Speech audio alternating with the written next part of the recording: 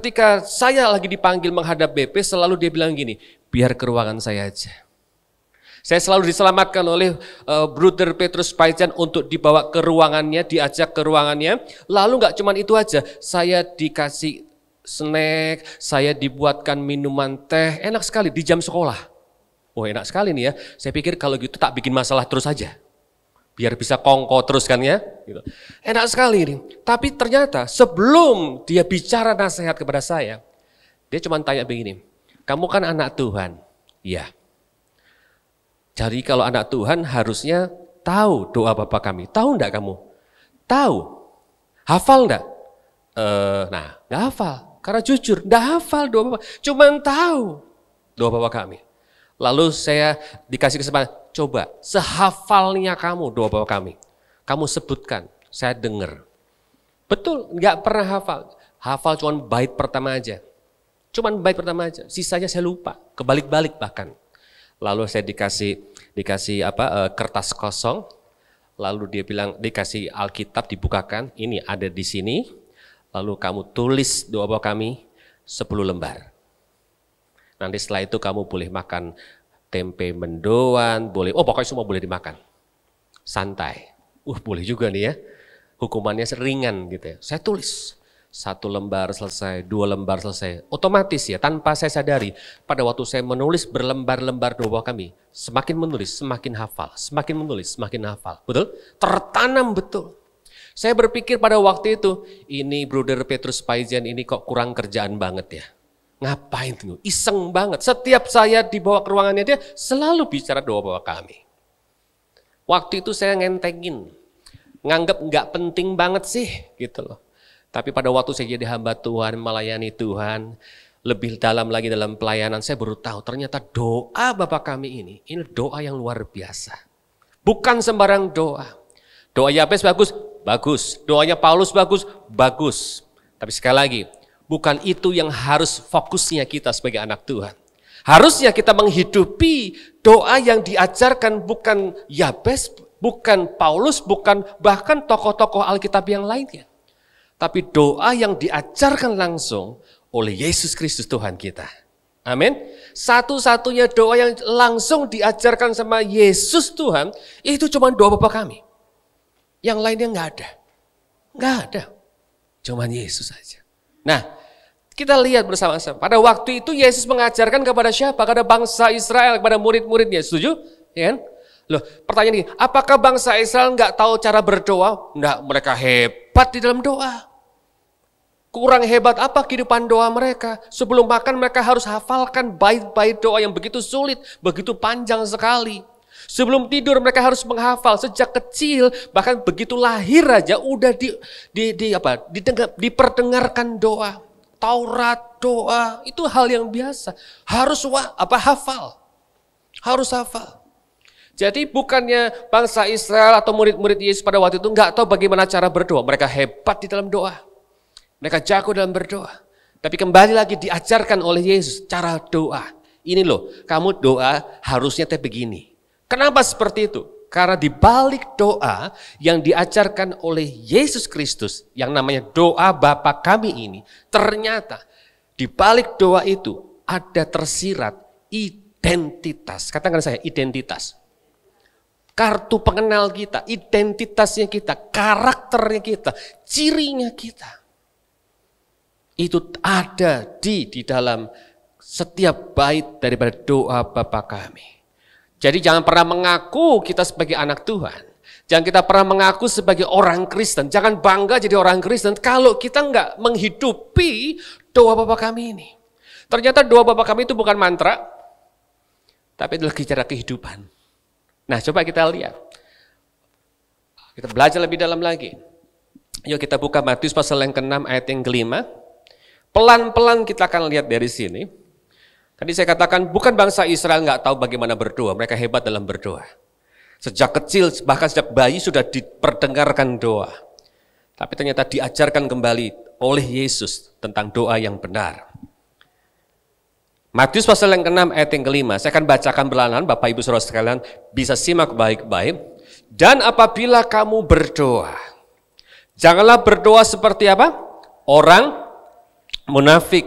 Mereka suka mengucapkan doanya dengan berdiri dalam rumah-rumah ibadat dan pada tikungan-tikungan jalan raya.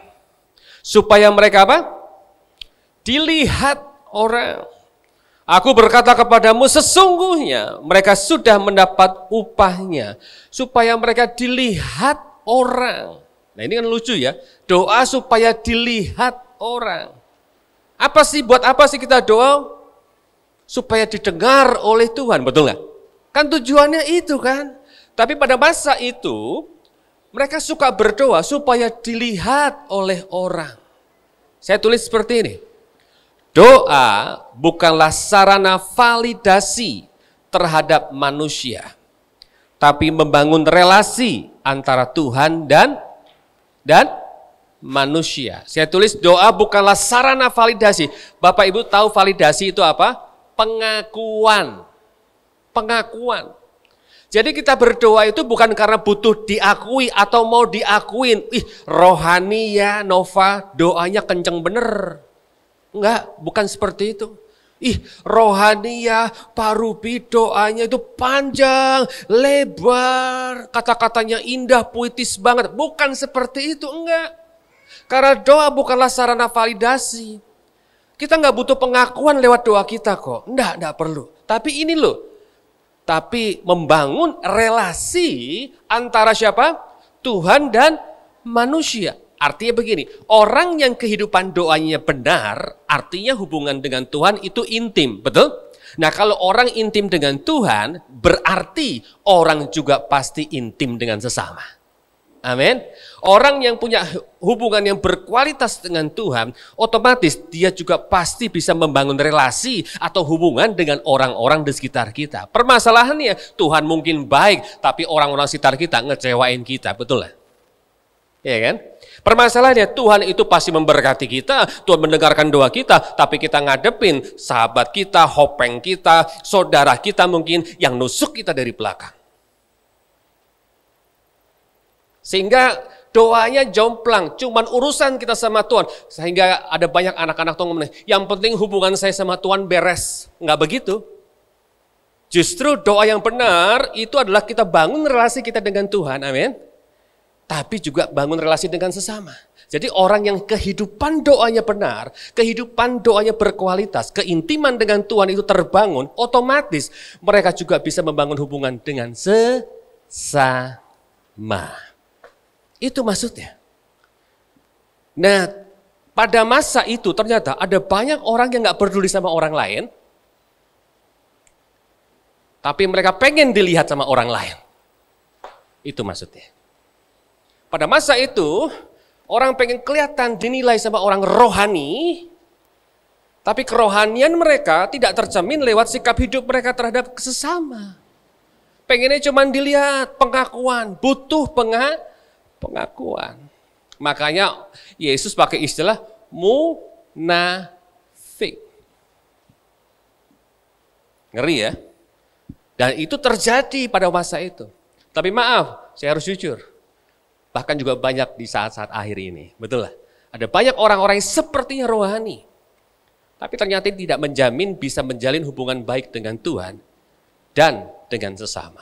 Karena sebetulnya bukan bicara masalah mendapatkan validasi dari Tuhan atau sesama, tapi membangun relasi dengan Tuhan. Dan ketika punya relasi dengan Tuhan yang baik, dengan sesama pun pasti kita akan saling menghargai dan saling mengasihi.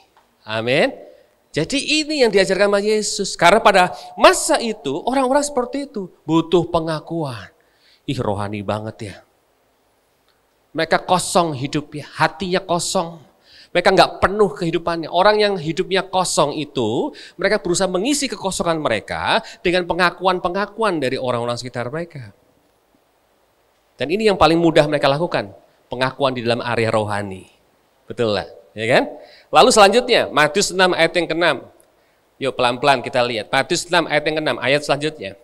Nah, makanya diajarkan oleh Yesus bagaimana mereka harus berdoa dan kita harus berdoa. Tetapi jika engkau berdoa, masuklah ke dalam kamarmu. Terus ngapain? Tutuplah pintu dan apa? Berdoalah kepada Bapamu yang ada di tempat sembunyi. Maka Bapamu yang melihat yang tersembunyi akan membalasnya kepadamu. Ini kan bertolak belakang ya. Tadi justru di pinggir-pinggir jalan berdoa senyaring-nyaringnya supaya kelihatan, di rumah ibadat ya kan, berdoa atau supaya kelihatan juga. Ya ini loh, kita harus kembali pada hakikatnya, hierarkinya. Perhatikan baik-baik, kita ini kan terpanggil untuk menjadi apa? Garam. Lalu habis itu jadi terang. Jangan dibalik. Di akhir zaman ini orang lebih suka ngejar jadi terang karena terang dilihat. Betul? Jadi center, point of center. Tapi ternyata awalnya bukan jadi terang dulu kok. Justru kita harus jadi garam. Garam itu nggak kelihatan. Garam itu nggak nampak, nggak dilihat, tapi bisa dirasakan. Amin. Tapi berdampak, itu maksudnya begitu.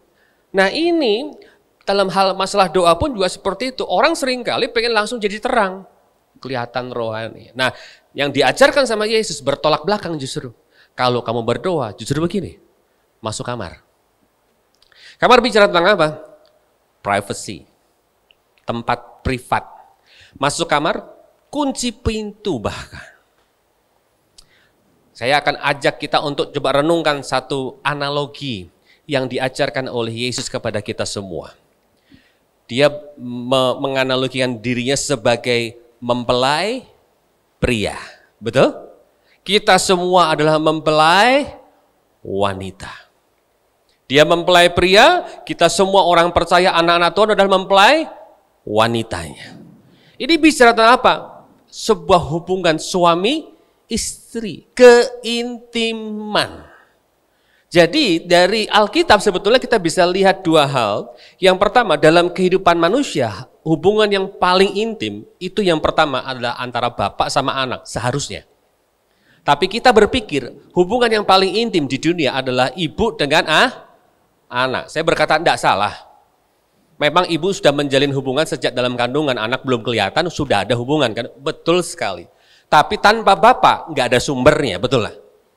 You know, di sini ada yang bisa hamil tiba-tiba ting hamil besok tiba-tiba udah gede berarti nggak mungkin kan? Butuh sumber, butuh bapaknya. Nah, berarti bicara sumber, itu bicara keintiman. Ya kan? Seharusnya hubungan yang paling intim di dunia itu adalah bapak dan anak. Lalu yang kedua, ternyata hubungan yang intim yang harus terjadi di dunia ini, menurut kacamata Tuhan adalah suami dan istri. Makanya Yesus menganalogikan dia pribadinya sebagai mempelai pria. Dan kita semua sebagai mempelai wanita. Gereja Tuhan juga sebagai mempelai wanita. Betul? Betul? Dan dia selalu mengajarkan, hai pria-pria, kasihlah istrimu. Betul? Kasihlah istrimu seperti siapa? Seperti Kristus mengasihi jemaat. Tangkap pesannya. Berarti Tuhan suka dengan keintiman. Betul? Tuhan makanya diajarkan supaya mudah membayangkannya. Oh, jadi kalau doa gini harus masuk kamar dan kunci pintu. Ini bicara tentang apa? Hubungan intim. Betul? Yang berkualitas. Hubungan yang berkualitas. Bukan secret place. Kalau secret place itu tempat rahasia. Bukan. Sacred place. Tempat yang kudus. Amin. Tempat yang kudus. Kalau secret itu berarti ada apa-apa itu di situ, ada rahasia di situ kan. Tapi kalau sacred place itu artinya tempat yang kudus. Di rumah kami boleh izinkan semua orang explore rumah kami. Mau nggak mau karena kami di Semarang mengembalakan dan karakteristik daripada jemaat di kota Semarang berbeda dengan mungkin orang Jakarta dan di Bandung. Kami 20 tahun sebelumnya di kota Bandung, berbeda sekali. Di sana tuh mereka suka sowan, tau sowan ya? Main, dolan. Dolan kemana? Ya dolan ke bapaknya. Saya sebagai gembala dianggap sebagai bapaknya. Kadang-kadang kita kaget juga waktu awal-awal pindah ke Semarang, ya, seperti biasa aktivitas saya selalu pagi-pagi antar sekolah anak saya, habis antar anak sekolah saya, antar mantan terindah saya. Ya kan mantan terindah kan? Istri itu harus jadi mantan terindah. Kalau istri nggak jadi mantan terindah, berarti gagal move on. Ya kan? Ini mantan terindah saya. Nah, ke pasar apa selesai semua ke pasar, saya balik ke rumah, kita pasti siap-siap. Dia mungkin mulai cuci pakaian, karena kami nggak ada pegawai di rumah, kerjakan semua sendiri. Tiba-tiba jam 8 pagi, ada yang ketok-ketok, Pak Gem, Bu Gem, salah satu jemaat, ada ibu-ibu. Saya pikir ada masalah apa? Biasanya begitu kan? Ada masalah, ada yang perlu didoakan. Saya buka pintu, apa kabar Bu? Apa yang bisa dibantu? Ada masalah apa? Mungkin mau konseling? Enggak mau konseling. Ada masalah? Enggak. Mau didoakan? Enggak. Terus ngapain datang? Saya pikir gitu ya. Ngapain datang? Ya enggak toh, kan anak harus datang, harus sowan ke orang tuanya. Jadi ngapain? Ya cuman main aja. Sementara saya dengan istri saya terutama itu kan sibuk ya, dari pagi semua sendiri ngerjain, dan ini tiba-tiba ada tamu, kita harus tungguin, ladenin tamu, kan nggak bisa juga gitu loh. Akhirnya sudah, ibu ini ya cuman nggak ada masa, cuman pengen main nongkrong. Istri saya ngomong ini, Bu maaf ya, saya sambil kerja ya, karena apa ya? Karena kami nggak ada pembantu, nggak ada ART, kami kerjakan semuanya sendirian. Akhirnya udah, orang Jawa bilang ngintil ya, ngikut aja.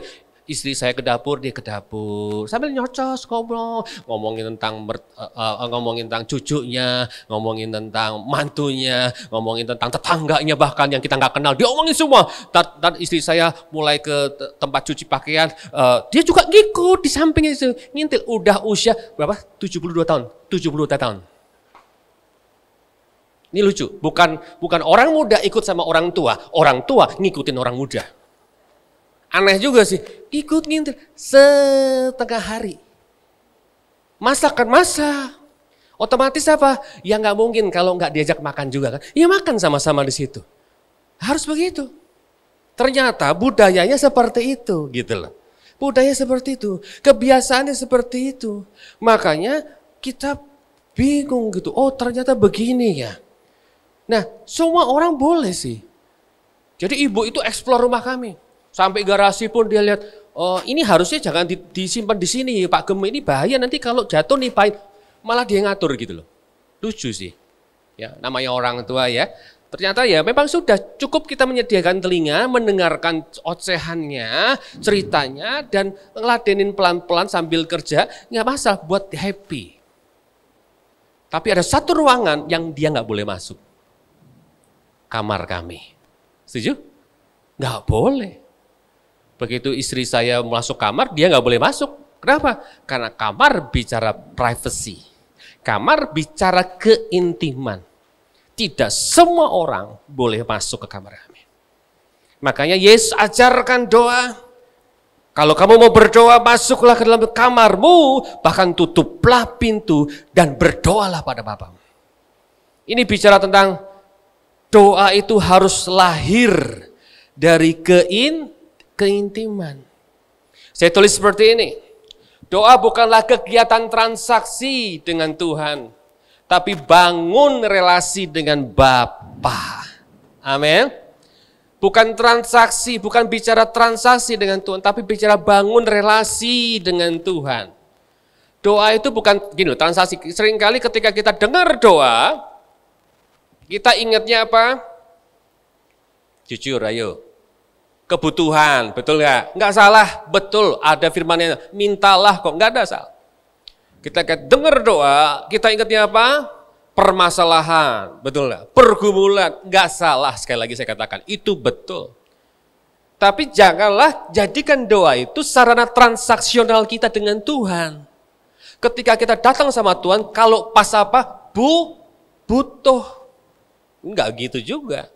Kalau pas lagi pergumulan berat, segala doa diikutin. Doa puasa, doa pagi, doa petang, doa apapun doa diikutin lah. Doa model gimana pun diikutin. Doa dari angkat tangan, turun tangan, guling-gulingan, semua pokoknya acara doa diikuti, lagi masalah kan.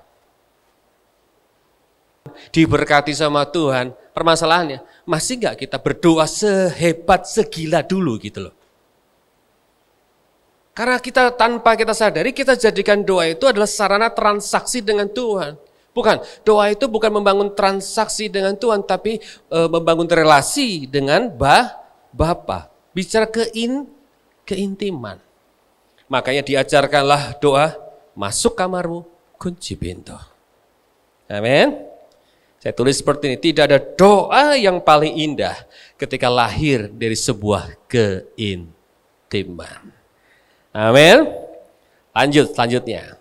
Matius 6 ayat yang ke-7. Lagi pula dalam doamu itu, janganlah kamu bertele-tele seperti kebiasaan orang yang tidak mengenal Allah. Maksudnya gini, to the point aja gitu loh. Nggak usah dibikin-bikin, nggak usah dibikin ribet gitu loh. Nggak usah bertele-tele. Mereka menyangka bahwa karena banyaknya kata-kata doanya akan dikabulkan. Makanya kita terjebak pengertian yang salah sejak zaman dulu. Jujur ya. Kalau kita ditunjuk untuk berdoa di sebuah komunitas, keringet dingin kita. Bener gak? Aduh Pak, jangan saya. Loh kenapa? Saya bingung mau ngomong apa. Saya gak bisa susun kata-kata. Ada orang yang kalau pas disuruh doa di depan orang banyak, langsung bisu mendadak. Bingung, freeze, diem. Kudu digongin, diingetin, ayo Pak doa. Iya doa ya. Bingung gitu loh. Karena kita terjebak bahwa doa itu bicara masalah kalimat yang panjang, kata-kata yang indah, kata-kata yang mungkin puitis. Enggak, bukan masalah itu. Tuhan enggak suka yang bertele-tele. Bahkan maaf, sebelum berdoa pun Tuhan sudah tahu masalah kita. Amin. Oh iya, dia sudah tahu. Cuman dia sedang menantikan kita untuk apa? Untuk lewat masalah yang ada, lewat kejadian yang terjadi itu, kita membangun relasi dengan Tuhan lebih lagi dari sebelumnya. Itu maksudnya. Jadi kadang-kadang gini, Pak doa caranya gimana ya? Doa yang benar dan tepat kepada Tuhan supaya didengar. Kita mau doa pakai bahasa Jawa, bahasa Nyunda, kayak mau Nyundaan, kayak mau apa lagi, mau bahasa apapun lah. Bahasa Kwoi, kayak mau bahasa Hakka, mau bahasa Kek, bahasa Teochew, semuanya lah. Tuhan denger kok, amin. Tuhan tahu, Tuhan paham. Kita nggak perlu terjebak dengan pengertian-pengertian yang salah yang orang-orang ajarkan kepada kita. Kenapa? Karena bangsa Israel terjebak dengan metode. Suka cara-cara.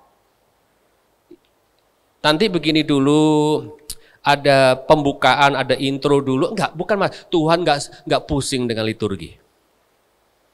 Tapi Tuhan lebih suka dengan hubungan. Amin.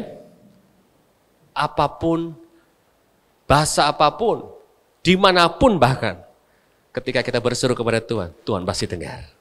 Amin. Tuhan pasti dengar. Makanya diajarkan, diingatkan, enggak perlu bertele-tele, santai aja. Langsung datang sama Dia. Dan yang luar biasa ayat yang 8. Dan janganlah kamu seperti mereka, karena ini yang saya suka. Karena Bapamu mengetahui apa yang kamu perlukan. Yang percaya katakan amin. Ini yang luar biasa. Sebelum kamu minta kepadanya. Belum ngomong, Tuhan udah tahu loh. Luar biasa ya. Ini luar biasa. Sebelum kita ngomong, dia sudah tahu keperluan kita. Kalau ingat beberapa waktu yang lalu saya pernah berkhotbah tentang Eden. Tuhan persiapkan Edennya begitu sempurna, termasuk di dalam segala kebutuhan manusia. Saya akan ulangi itu, kan? Setelah semuanya settle, semuanya sempurna, baru Tuhan tempatkan manusia di situ, betul lah. Dikasih kuasa, dikasih firman untuk menguasai, mengelola seluruh apa yang sudah ditempatkan di situ. Di situ ada tumbuh-tumbuhan yang berbiji, itu ada buah-buahan yang berbiji, semuanya itu akan jadi makanan mereka. Artinya gini, selama ada di Eden, pasti kebutuhan mereka tercukupi kok. Selama tinggal di Eden, mereka gak pusing nyari makan. Makanan ada, yang penting kelola, karena ada biji kan, biji bicara benih. Dikasih modal tumbuhan satu, tapi tumbuhan itu ada bijinya. Artinya setelah kita terima satu dari Tuhan, kita harus kelola dong, ya kan? Kita harus kerja, tabur benihnya supaya dari satu bisa jadi dua. Kelola lagi, jadi dua bisa jadi tiga, kelola lagi terus-terusnya. Akhirnya kita bisa bertahan tuh sampai bergenerasi-generasi. Tuhan tuh pikirin loh luar biasa. Tapi ada di mana? Eden. Ketika kita tahu Adam dan Hawa akhirnya melanggar akan diperintahkan Tuhan, mereka diusir dari Eden. Betul? Keluar dari Eden. Keluar dari kemuliaan Tuhan. Eden itu artinya the presence of God, hadirat Tuhan. Hadirat Tuhan, tempat di mana Tuhan bertahta. Nah, pada waktu selama kita tinggal diam di dalam hadirat Tuhan, artinya di dalam keintiman yang kita bangun tadi yang sudah kita pelajari itu loh. Kita jaga keintiman itu bersama dengan Tuhan. Saya percaya apa yang kita perlukan sebelum kita minta, Dia sudah sediakan. Amin. Di dalam keintiman dengan Tuhan, penyediaan mendahului permintaan. Amin. Percayalah sebelum kita minta, Tuhan sudah tahu, gak cuma sekedar Dia tahu, tapi Tuhan sudah sediakan untuk kita. Amin. Tapi itu adanya di mana? Disediakannya di mana? Di Eden. Presence of God, hadirat Tuhan, tempat di mana Tuhan mau bertahta. Amin. Lalu setelah itu, ayat yang ke-9, diajarkanlah baru doa Bapa kami. Yang Yesus langsung ajarkan kepada murid-murid pada waktu itu dan kepada kita. Yesus ngomong gini, karena itu, nah ini nih, kalau mau doa seperti ini nih. Berdoalah demikian, Bapa kami yang di sorga. Diawali dengan kalimat, Bapa kami yang di sorga. Saya suka dengan kata Bapa kami. Manggilnya berarti harus pakai sebutan apa? Bapa. Bicara Bapa, kembali saya ingatkan tadi yang saya katakan bahwa ternyata hubungan yang harusnya paling intim di dunia ini terjadi bukan anak sama ibu, tapi bapak sama anak. Nah ini bicara tentang gini, kita harus sadar status kita, identitas kita yang pertama sebagai orang percaya lewat doa Bapa kami ini, kita harus yakin betul bahwa status kita adalah anak Allah. Amin. Ahli waris kerajaan surga. Firman Tuhan jelas katakan pada waktu kita terima Yesus sebagai Tuhan dan Juru Selamat pribadi kita percaya kepada Dia, kita enggak cuma sekedar menjadi ciptaan yang baru, tapi kita dilayakan oleh Tuhan, kita dikuduskan oleh Tuhan, dan pada waktu kita dilayakan yang tadinya kita orang luar, kita menjadi orang dalam istilahnya, kita menjadi ahli waris kerajaan surga.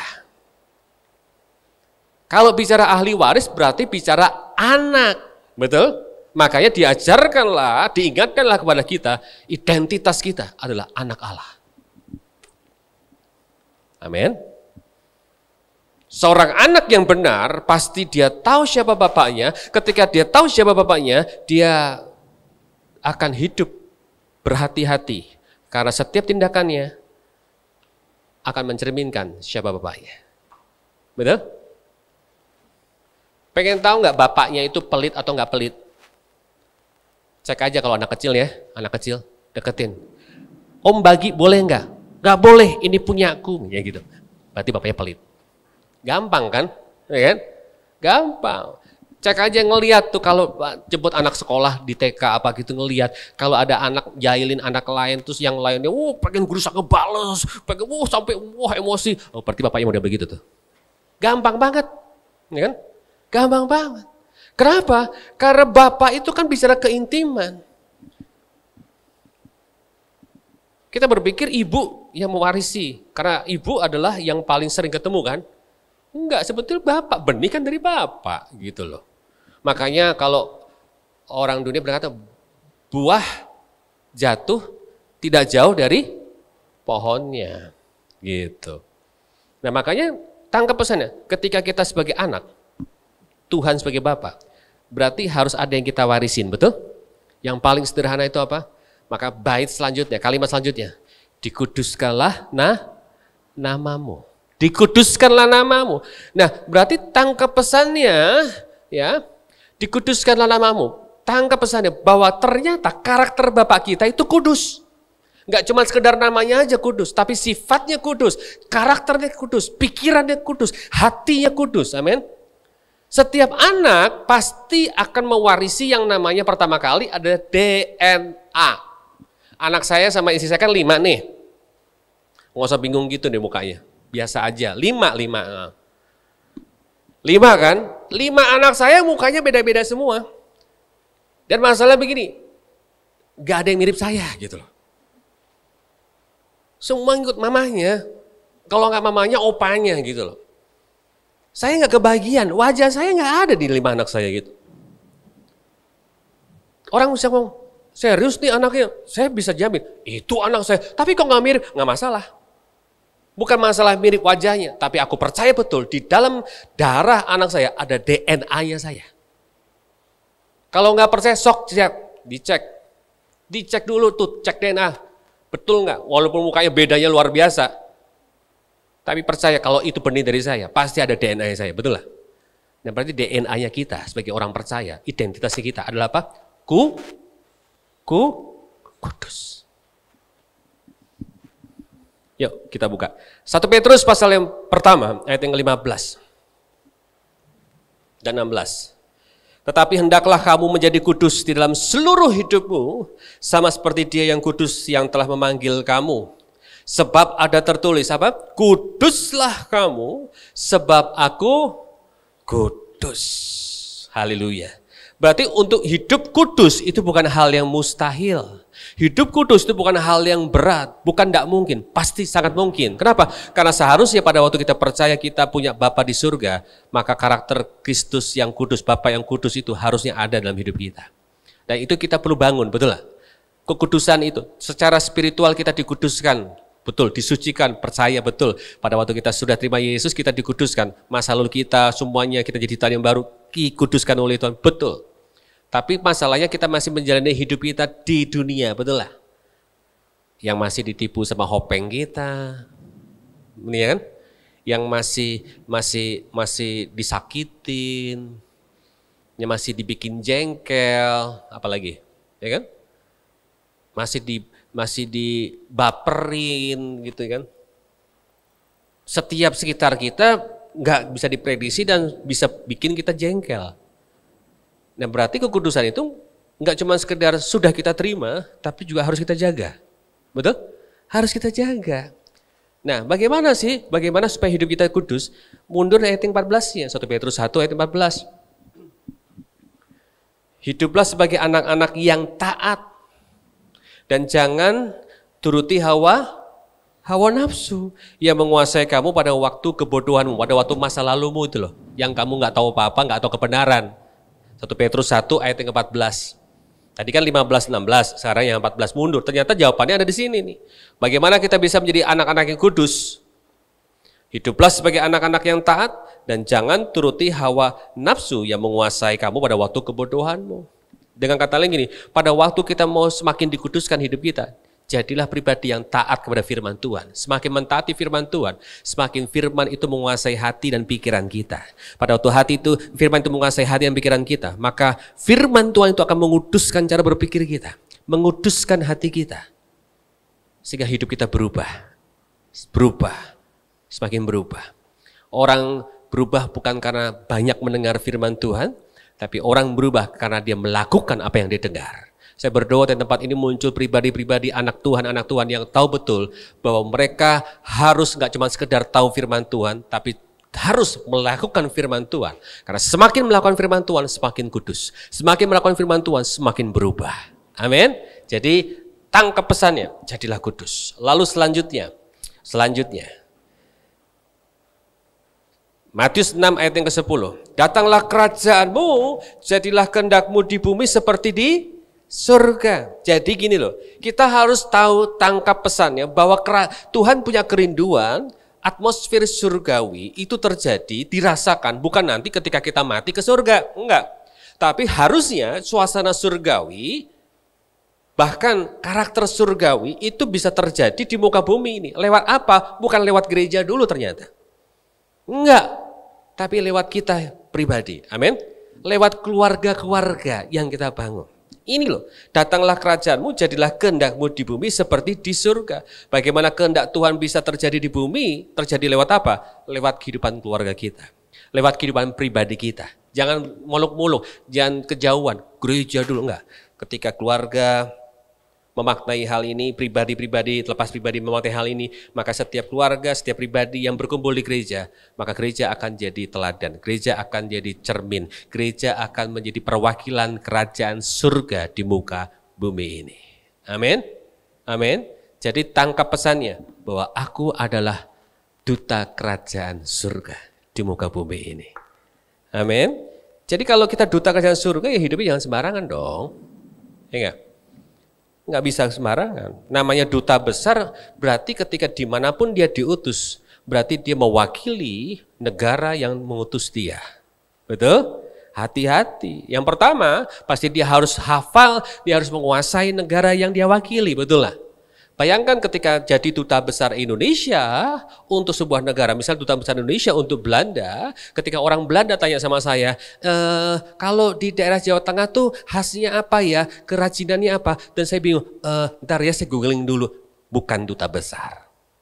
Iya dong, harus hafal, harus paham betul karakteristik daripada yang diwakili. Sama dengan kita harus belajar firman Tuhan, amin. Karena bagaimana kita bisa memahami apa yang kita wakilin, bagaimana karakter yang kita wakili di dunia ini kalau kita nggak mempelajarinya di firman Tuhan. Amin. Senggol kanan kirinya ingatkan, kamu adalah duta kerajaan surga. Itu identitas loh, ya, identitas. Itu bukan tugasnya pendeta, bukan tugasnya pastor, tugasnya setiap orang percaya. Haleluya. Jadi pada waktu kita usahakan dan lakukan hal itu, maka little heaven on earth akan terjadi lewat hidup kita, keluarga kita. Amin. Yuk lanjut. Matius 6 ayat yang ke-11. Berikanlah kami pada hari ini makanan kami yang secukupnya. Identitas yang selanjutnya adalah ketika kita jadi anak Tuhan, kita ini adalah pengucap syukur. Amin. Apa yang membuat orang nggak bisa mengucap syukur? Selalu merasa kurang. Betul lah? Selalu merasa kurang. Makanya sulit mengucap syukur. Kenapa kita selalu merasa kurang? Karena kita selalu sibuk membandingkan hidup kita dengan orang lain. Makanya berilah kami pada hari ini makanan kami yang secukupnya. Makanan kami bukan makanan mereka. Ya, seringkali kita berdoa minta makanan mereka, ngerebut makanan orang lain supaya terjadi sama hidup kita. Karena apa? Karena kita terlalu fokus dan membandingkan hidup kita, keluarga kita kepada kehidupan orang lain. Kok dia lebih diberkati ya? Padahal aku lebih dulu jadi anak Tuhan. Dia ini baru loh jadi anak Tuhan, baru bertobat. Tapi kok luar biasa ya? Kok cepat banget Tuhan memberkati dia? Kok usah bandingin? Masing-masing punya porsi yang tepat. Amin. Tuhan tidak pernah salah dengan porsi kita. Tuhan tidak pernah salah dengan berkatnya kita. Dia punya cara yang ajaib, dia punya porsi yang tepat, dan waktu yang terbaik untuk bagaimana dan kapan caranya, kapan waktunya untuk kita bisa menikmati berkat Tuhan. Amin. Jadi diajarkan kepada kita, berilah kami pada hari ini, mau makan itu mewakili apa? Kebutuhan. Amin. Kebutuhan. Makanya fokusnya bukan jangan keinginan yang gede-gedein. Semua di sini bisa mengendalikan keinginannya. Amin. Amin. Puji Tuhan. Masalahnya begini Pak, Bu, Kok Ci.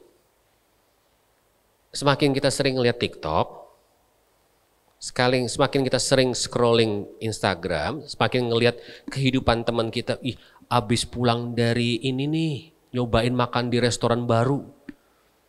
Yang tadinya nggak tahu ada restoran baru, nggak kepengen kan? Ya karena nggak tahu kan. Tiba-tiba gara-gara ngeliat, boleh juga nih kepengen juga, nyoba . Saya mau bilang Bapak Ibu Saudara sekalian, di sini kalau kita nggak makan steak nggak mati kan? Betul lah? Nggak mati kan? Nggak apa-apa kok. Kita makan pakai nasi, tempe, tahu, pakai sambal tetap hidup kan? Tetap hidup loh. Cuma masalah sekarang ini makanan bukan jadi kebutuhan tapi berubah menjadi keinginan gitu loh. Ya kan? Yang rugi siapa? Ya kita sendiri, capek hidup kita. Kita mantau kehidupan orang lain, ya kan? Mulai ngeliatin orang lain, kepoin kehidupan orang lain, sehingga akhirnya kita nggak bisa mengucap syukur. Amin. Aduh, kemarin di rumahnya Pastor Billy, luar biasa ya. Sambal apa? kecombrang. Iya. Ada tempe, ada tahu. Itu udah kayak surga terbuka. Sambal kecombrang sama ada asin. Asin tuh kalau orang sudah bilang asin itu apa? Pakai pete lagi. Aduh, pete itu luar biasa. Itu kalau habis makan pete saya khotbah urapan luar biasa, double porsi. Tempias semua pasti orang yang dengar khotbah saya. Ya kan? Itu makan sederhana begitu tapi nikmat banget. Terus ditampingin sama teman-teman baik, ya kan? Waduh, luar biasa. Itu sampai kami itu baru tiba di Jakarta itu jam 5 ya. Jam 5 pagi, non-stop pelayanan siang jam 12. Habis itu nganter istri saya permak rambutnya. Pokoknya non-stop, nggak pulang-pulang, belum check-in hotel sama sekali. Langsung nyambung ke Pastor Billy. Tapi begitu, kan capek ya? Capek. Tapi begitu ngelihat ada sambal kecombrang. Ada tempe tahu, walaupun cuma tempe tahu sambal kecombrang, tapi begitu ngelihat rasanya semangat luar biasa. Kita baru check-in hotel jam 11 loh. Bayangkan, the whole day kita enjoy. Betul? Ucap syukur. Nggak harus mahal gitu loh. Kita bisa nikmatin. Permasalahan yang sering kali kita nggak bisa menikmati karena kita berpikir harus begini, harus begitu, harus ini, harus itu. Capek hidup kita. Amin. Makanya Yesus ingat kepada kita, kalau doa, berilah kami hari ini makanan siapa? Makanan kami, jangan pengen makanan orang lain. Amin. Karena apa? Karena status kita, identitas kita adalah pengucap syukur. Tanda awal dari iman percaya kita adalah hidup di dalam ucapan syukur. Jadi dengan kata lain ini, kalau kita sulit mengucap syukur, berarti kita nggak percaya sama Tuhan. Sebetulnya gitu. Warnai hidup kita dengan ucapan syukur. Tuhan tidak pernah salah dengan porsinya dalam hidup kita. Amin. Lalu, lanjut. Kita akan selesai habis ini. Pengampun. Identitasnya selanjutnya pengampun. Matius 6 ayat yang ke-12. Dan ampunilah kami akan kesalahan kami. Perhatikan baik-baik. Seperti, nah kata seperti ini berarti sudah melakukan atau belum? Sudah. Seperti kami juga mengampuni orang yang bersalah kepada kami. Artinya kita sudah melakukan terlebih dahulu. Permasalahan yang sering kali dalam hidup kita nunggu orang minta maaf sama kita. Ngerti ya? Kalau ada masalah, ada kecewa, sakit hati, kita nunggu orang datang sama kita minta maaf. Apalagi kalau posisi kita pas lagi di posisi benar. Dia yang salah kok, dia yang datang sama saya dong. Yang salah harus dididik. Siapalah kita mau didik orang, kita yang harus didik sama Tuhan harusnya, ya kan? Rendahkan hati kita. Jangan tunggu orang datang sama kita untuk pengampunan, tapi ciptakanlah kedamaian, ciptakanlah pengampunan, jadilah peacemaker, pendamai. Karena memang itulah yang menjadi identitas kita. Makanya dikatakan, ampunilah kami akan kesalahan kami, seperti kami juga mengampuni orang yang bersalah kepada kami. Artinya kita harus jadi inisiator dari kedamaian. Kita yang harus berinisiatif terlebih dahulu, jangan tunggu orang, nggak usah. Pusing nanti kita nunggu-nunggu orang, kecewa malah yang ada, betul lah. Datengin aja, responnya gimana dia, nggak usah pusing sama masalah responnya. Yang penting kita lakukan bagian kita menyenangkan hati Tuhan, beres. Dia mau terima, nggak terima, dia mau responnya baik, nggak baik, bukan urusan kita. Amin. Yang penting kita udah lakuin nih. Karena apa?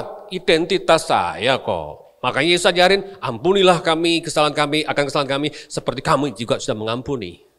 Saya mau tanya nih, pengen doa dijawab sama Tuhan nggak? Pasti dong. Pengen doanya berkuasa nggak?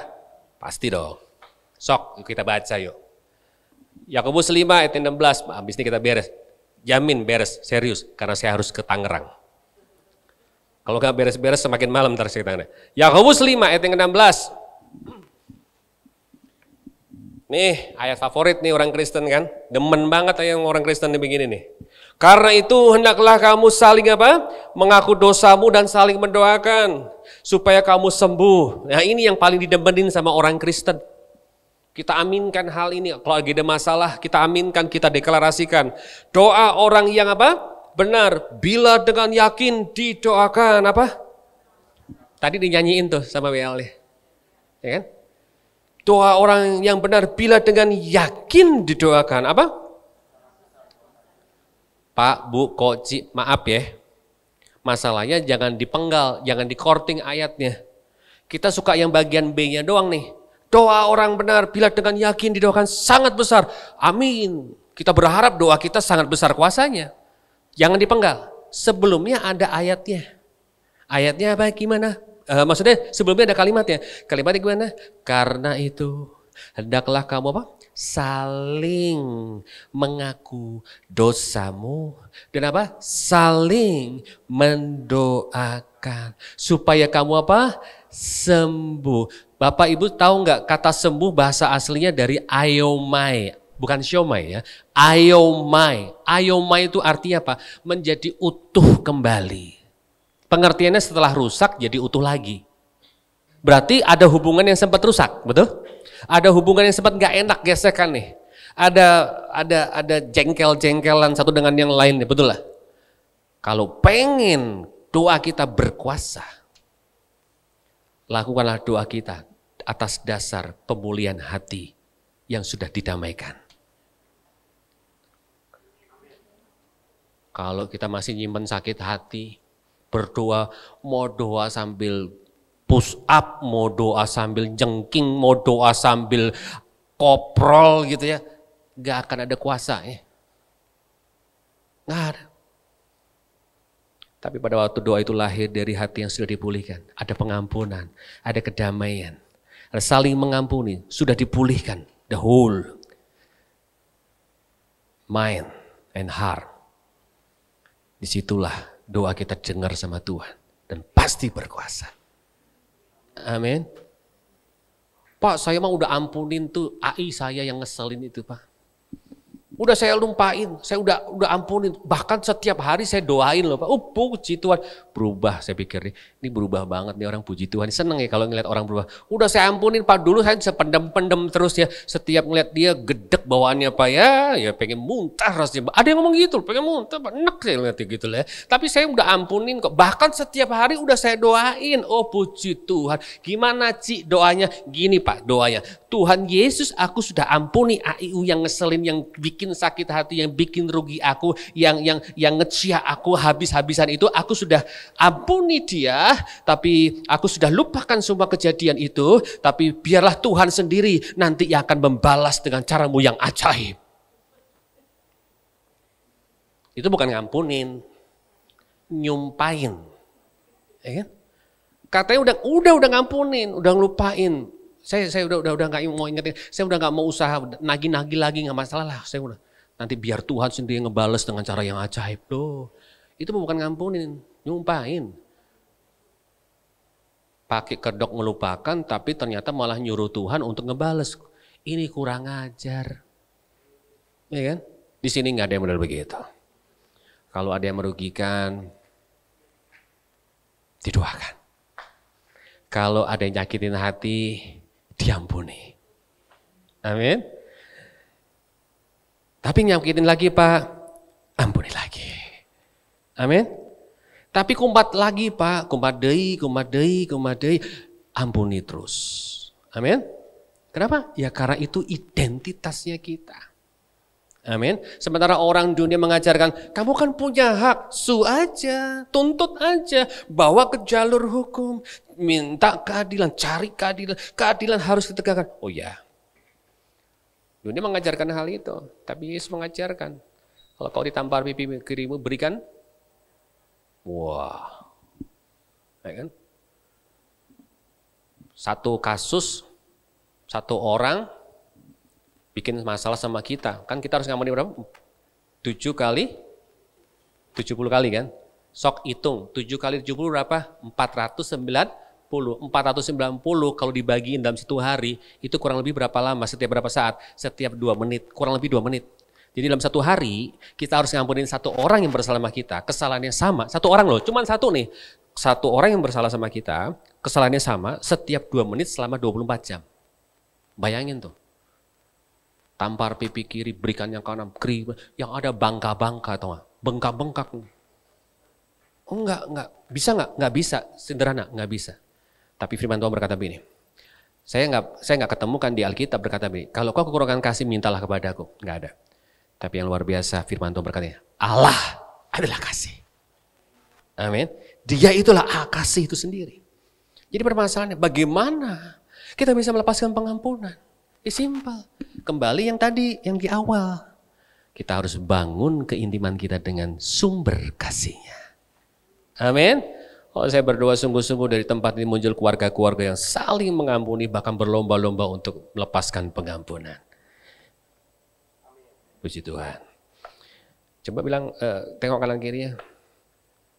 Saya tahu kamu suka ngampuni. Yang terakhir, Matius 6 ayat 13 berkata seperti ini. Janganlah membawa kami ke dalam pencobaan, tetapi lepaskanlah kami daripada yang jahat.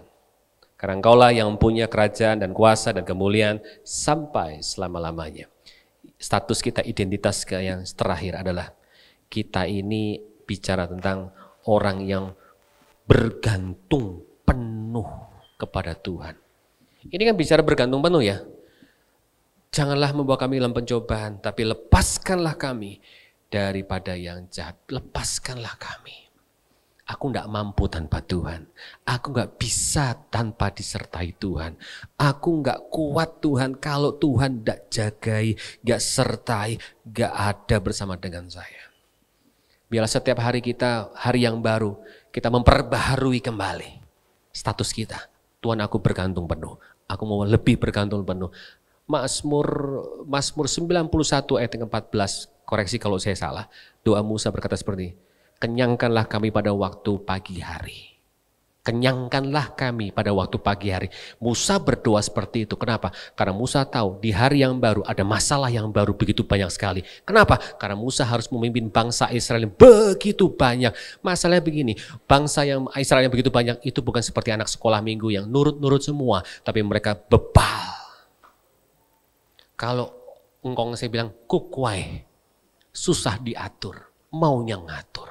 Bayangin begitu melek mata berarti Musa sudah menghadapi ribuan masalah.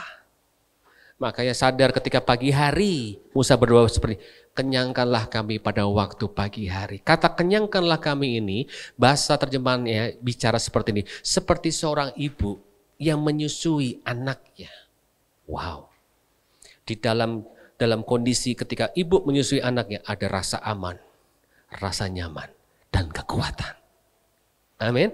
Jadi Musa dengan kata lain Musa berkata begini, aku tidak mau bergerak, aku tidak mau memutuskan sesuatu, aku tidak memulai sesuatu di hari yang baru ini tanpa Tuhan memberikan rasa aman, rasa nyaman dan kekuatan. Amin. Itu bicara tentang apa? Ketergantungan kita penuh kepada Tuhan. Sekalipun kita udah tahu, saya udah bikin rencana buat hari ini ketemu ini. Oke. Dalam sekejap bisa batal semua, betul? Dalam sekejap bisa berubah, betul? Jadi situasi mau boleh berubah, tapi kita percaya Tuhan tidak pernah berubah. Amin. Tetap percaya hatinya Tuhan di setengah situasi yang terus berubah. Kenapa? Karena keadaan berubah, musim berubah, bahkan orang-orang sekitar pun bisa berubah. Tapi bersyukur kita punya pribadi yang tidak pernah berubah. Makanya terus semakin bergantung kepada Tuhan. Semakin berserah. Setiap hari semakin berserah. Setiap hari semakin berserah. Karena itulah status kita. Sebagai orang yang terus berserah kepada Tuhan. Amin. Itulah identitas kita. Jadi doa Bapa kami enggak cuma sekedar mantra yang harus dihafalkan sekolah minggu. Enggak. Tapi itulah identitas kita. Harus kita hidupi kalau identitas. Harus kita munculkan dalam kehidupan pribadi kita. Cara berpikir kita, hati kita, pikiran kita, tindakan kita harus mencerminkan semua dasarnya dari doa Bapa kami. Amin. Mari kita berdoa. Terima kasih Tuhan. Semua keterbatasan ini biarlah kau sempurnakan dengan cara yang ajaib.